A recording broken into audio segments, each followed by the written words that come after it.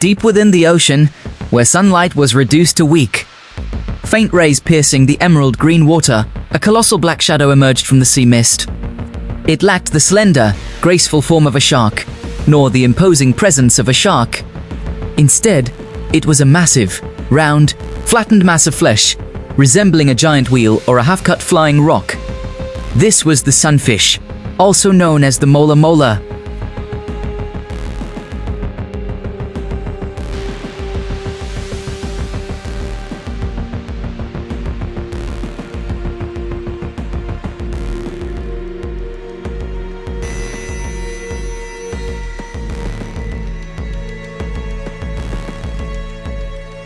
The appearance of the sunfish always evokes a feeling of awe, fear, and reverence in those who witness it. Its scientific name, mola, means grinding stone in Latin, a name that perfectly describes its rough, ash-gray appearance and rounded shape. But in many cultures, this fish has much more romantic names, due to its peculiar habit of often surfacing very close to the water's surface.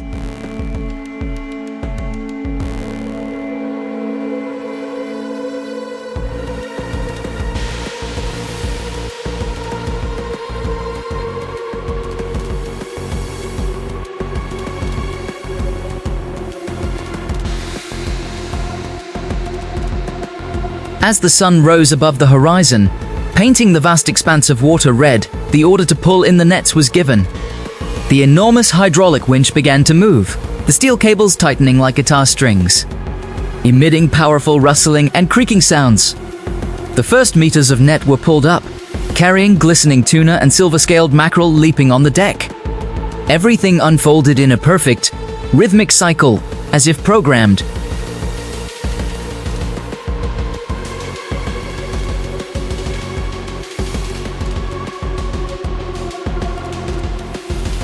Despite being a tailless creature with a flattened, heavy body, it can move using its dorsal and anal fins. Unlike most fish that move by flapping their tails from side to side, the sunfish moves by synchronously flapping these two large fins, much like a bird flapping its wings to fly or a sea turtle paddling. This swimming style makes the sunfish's journey appear incredibly leisurely, slow, and even somewhat lazy.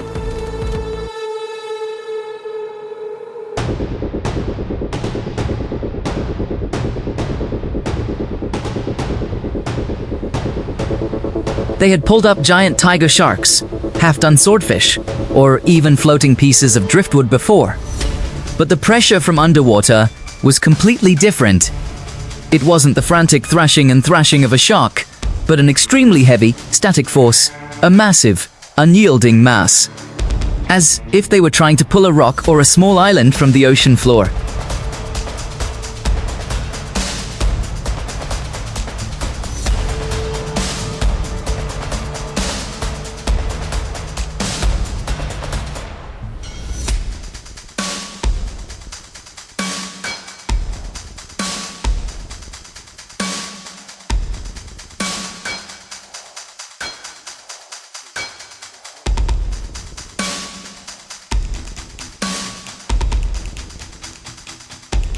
When the sunfish fully emerged near the water's surface, right next to the ship's side, everyone was truly stunned by its unimaginable size.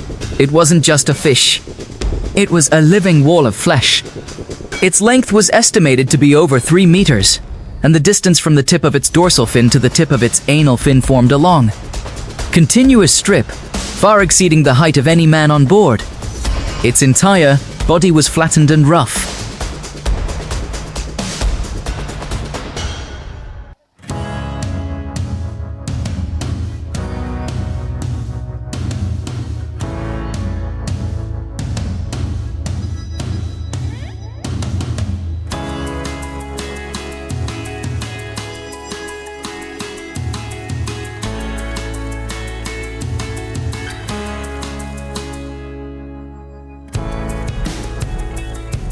Another unique feature of the sunfish's anatomy is its skeleton. Despite being classified as the largest bony fish on the planet, the sunfish's skeleton is largely not made of hard bone calcified bone like other fish, but rather consists primarily of soft, elastic cartilage tissue. This significantly reduces its body weight, allowing this enormous creature to maintain neutral buoyancy in water without the need for a swim bladder.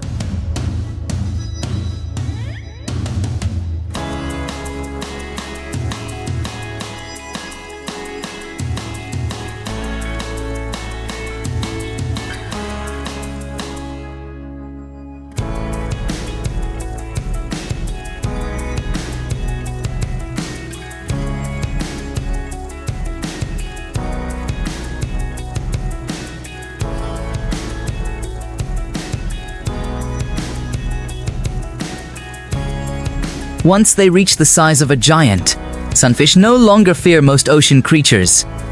Only a few apex predators, such as orcas, great white sharks, or sea lions, have the ability and ferocity to attack a mature sunfish. Sometimes, sea lions attack sunfish not to devour them completely, but simply to nibble on their fins as a form of playful teasing.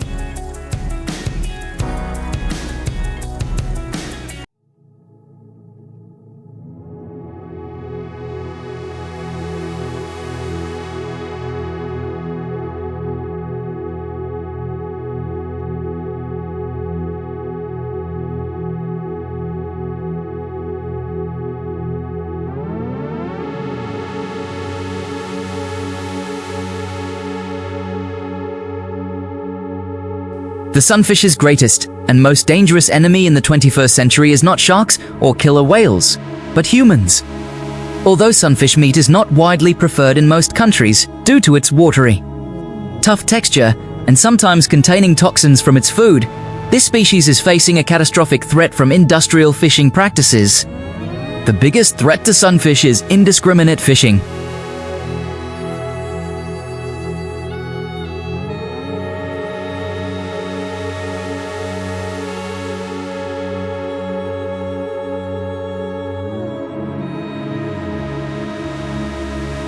Lifting a 2-ton creature, lacking any slender shape or stable support, onto the ship's deck was a perilous mechanical challenge.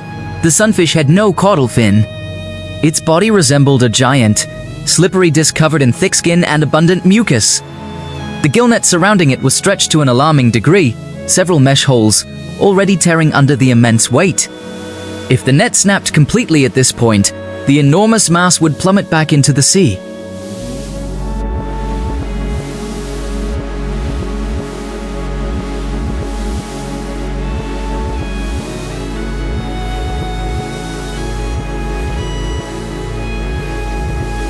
The sailors rushed to their positions with utmost urgency. To burly men, their bodies drenched in sweat and seawater, leaned out from the safe side of the ship, attempting to thread the wide, specialized canvas cables through the fish's body. This task was extremely dangerous because the ship was constantly rocking with the ocean waves. Just one misstep, one impact from the 2-ton body of the fish against the side of the ship, would be enough to crush a man's bones.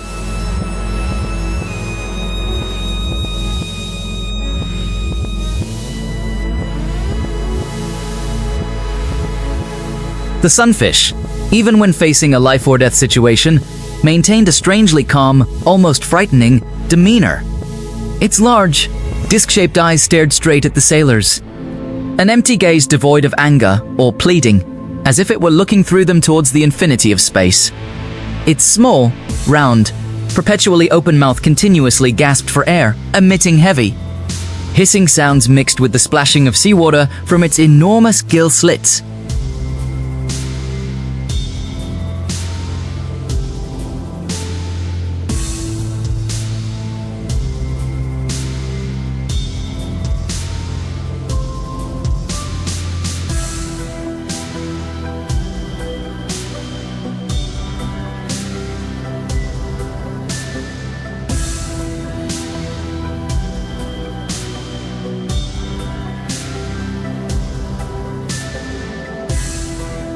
As the silhouette of the giant sunfish completely vanished into the deep blue abyss, the fishing vessel resumed its journey, leaving the windswept open sea behind and heading towards the continental shelves where cold currents flowed. Here, the sea surface wasn't very deep, but the seabed was a vast, boundless desert of sand and mud. And it was in this flat, two-dimensional world that another hunt began. aimed at a completely different target, the giant flounder.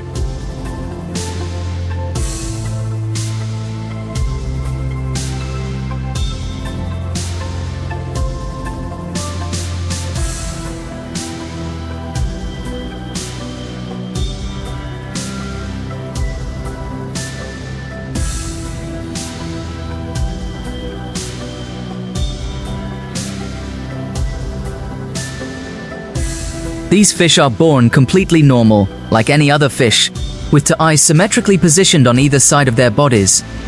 But as they mature, a bizarre evolutionary miracle occurs.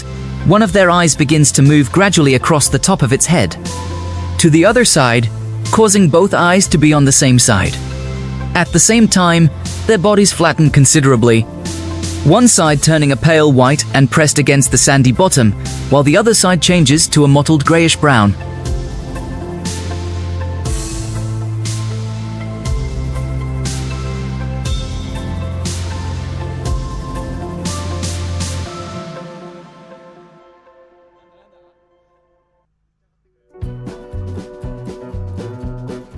The nets are caught on rocks, or there's a huge creature. The chief engineer yelled through the engine. The captain immediately slowed the ship, intently watching the seabed navigation screen. There were no large reefs in the area. The seabed was a perfectly smooth, flat expanse. That meant only one thing. A gigantic creature, a king of the sandy seabed, was trapped in the nets, thrashing wildly against the ship's drag.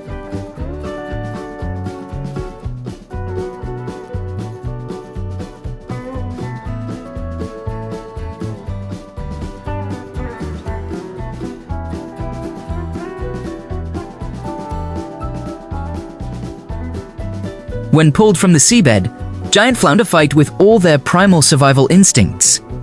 With a body structure as flat as an airplane wing, when it turns sideways against the water current, its surface area against the water increases tenfold. It utilizes the very resistance of the seawater to turn itself into a living anchor, securing the net deep beneath the surface. Each meter of cable retrieved is a tense battle.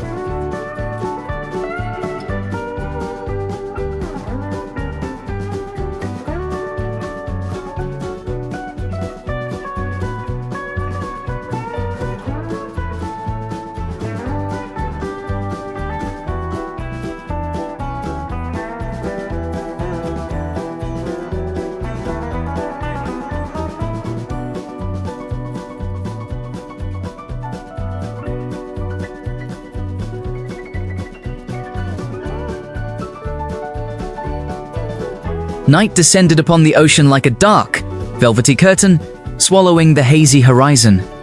On the ship's deck, the romantic atmosphere, or the quiet contemplation of those lost in thought was instantly dispelled as the powerful halogen lights were switched on. The harsh, cold white light poured down onto the steel deck, highlighting every drop of seawater, every streak of fish slime, and the tanned, weary yet intensely focused faces of the sailors.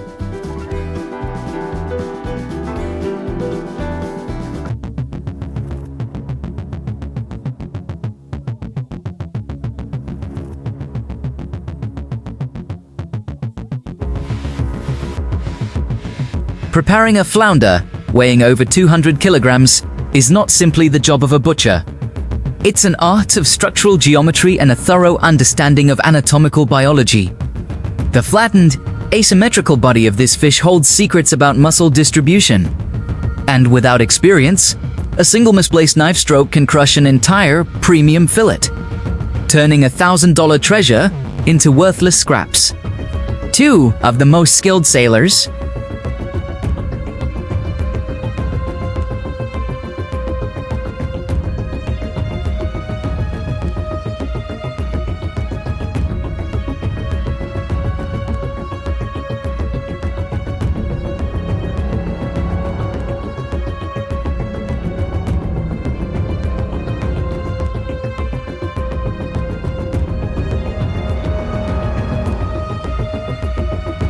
in their hands were specialized knives, a large, heavy cleaver with a thick spine for cutting through joints and tough fins, a long, thin, flexible fillet knife, as supple as a rice leaf, for gliding along the rib cage, and sharpening stones always at hand. The regular, sharp swish of the steel blade scraping against the sharpening stone blended with the deep rumbling of the ship's engine, signaling the start of a raw display of human craftsmanship and labor.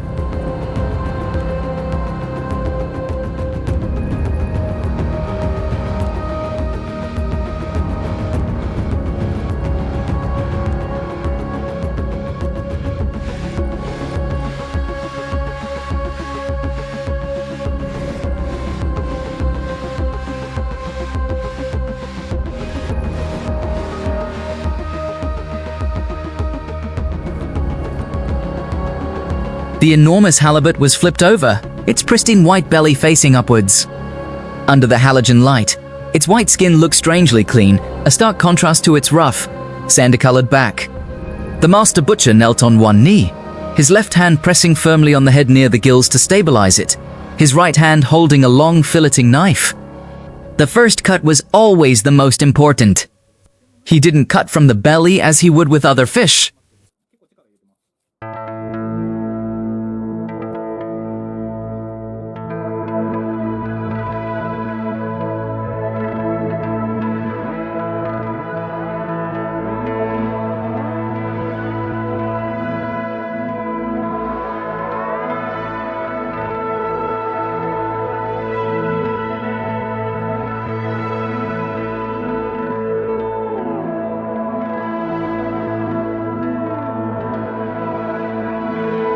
The razor-sharp blade plunged deep into the skin, emitting a crisp, sharp swish as it pierced through the thick connective tissue.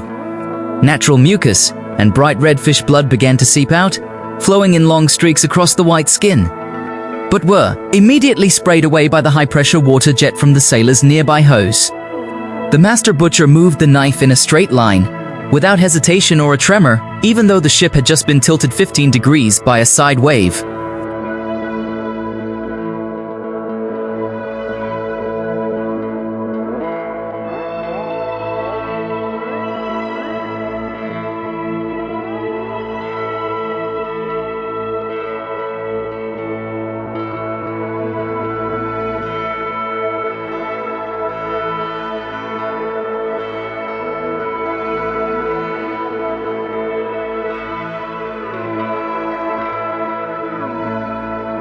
From this central incision, the filleting technique begins to be displayed. The blade is tilted at a 30-degree angle, pressing against the flat, fan-like ribs of the fish. As the butcher pushes the knife forward, he skillfully uses the fingers of his left hand to flip the meat over. The sound of the blade scraping against the ribs is a rustling, a sound only professional fish butchers can perceive and control through the tactile sensation of the knife handle.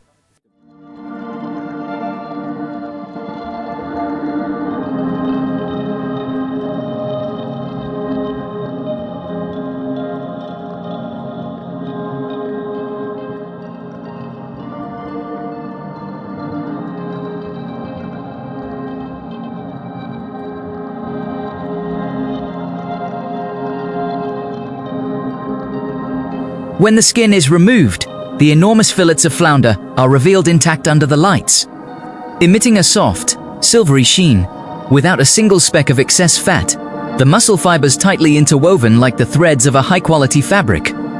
They are immediately cut into standard blocks, according to the requirements of high-end markets such as Tokyo, New York, or Paris. Each block of meat is then rinsed with clean, cold-filtered seawater.